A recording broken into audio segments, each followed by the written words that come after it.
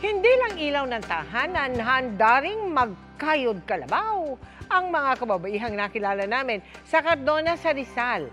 Wala ang sugat sa kamay dahil sa paglilinis ng isda para masigurong hindi kakalamang tiyan ng pamilya. Saludo kami sa inyo at sa iba pang kababaihan, lalo na ngayong Women's Month.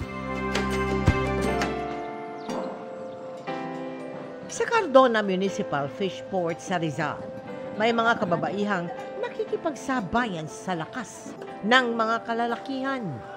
Bukod sa mga nagtitinda o naghihilang ng banye-banyerang isda, may mga tinatawag din ditong manghihinain, mga naglilinis ng isda sa halagang 10 piso kada kilo. Kabilang dyan sina Jesusa at Bea na mababakas sa kanilang mga kamay. Ang hirap ng paglilinis ng isda, masuportahan lang ang kanilang pamilya. Napakahirap po talaga, masakit po sa lahat. Bulok ang kamay. Dito ko po kinukuha lahat. Mabigat po sa lahat. Nagsusugat po yung mga kamay. Ang ilang kababaihan naman, kahit may edad na, binubuhay ang kanilang pamilya sa pagtitinapa.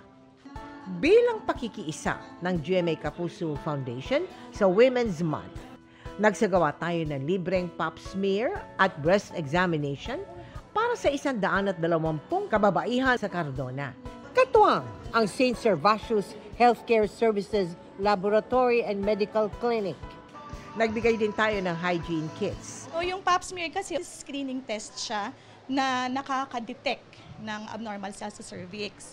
So yung abnormal cell, pwede siyang maging cancer cell.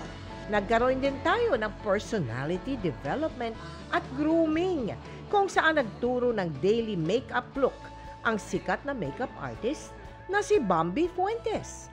Happy ako kasi I was able to impart kahit paano ng mga pampaarte ng mga kababaihan.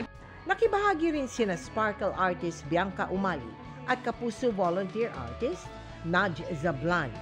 Mahalaga sa akin na naituturo din sa atin mula sa mga kabataan at sa mga mas nakakatanda ang kung paano natin mas maalagaan ang mga sarili natin bilang mga babae.